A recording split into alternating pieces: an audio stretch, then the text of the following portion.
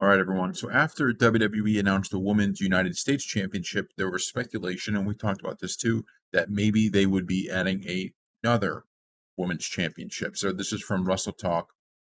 With the introduction of a secondary women's title on SmackDown, many fans have questioned whether another mid-card Women's Championship would be introduced for Raw as well, following a report that suggested earlier this year.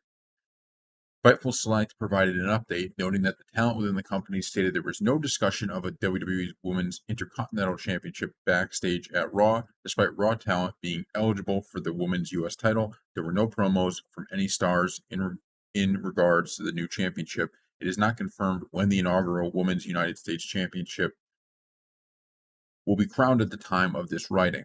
All right, so there's no plans right now for one. Now, we talked about this in the video we did on the USA Championship.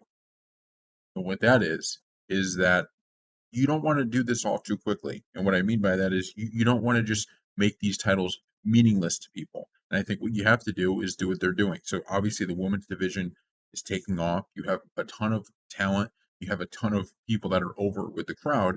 So you need to continue to build out what they're doing because the bottom line is there's only two championships up at the top.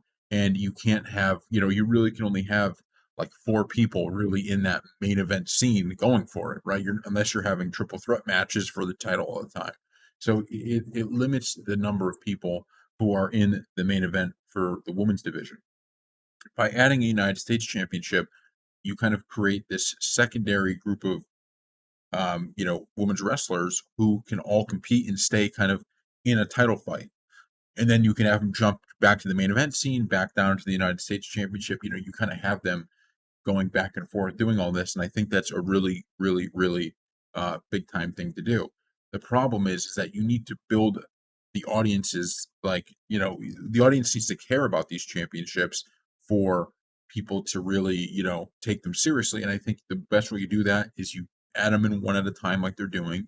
And once United States Championship, for the women's division is over and people are like, okay, this is fantastic, then maybe you can come in and add in the Intercontinental on the women's side. But until then, I think it's good that you just take it one at a time, because if you do this too much and you add too many, it's just going to really feel like it's forced. And these are such big moments for WWE where they can, wow, they could put in a United States Championship, and now you can have so much storyline over who gets that and how they get that you don't want to jam it all into one time. This creates storylines. So you might as well push it down the line. So thank you all for watching.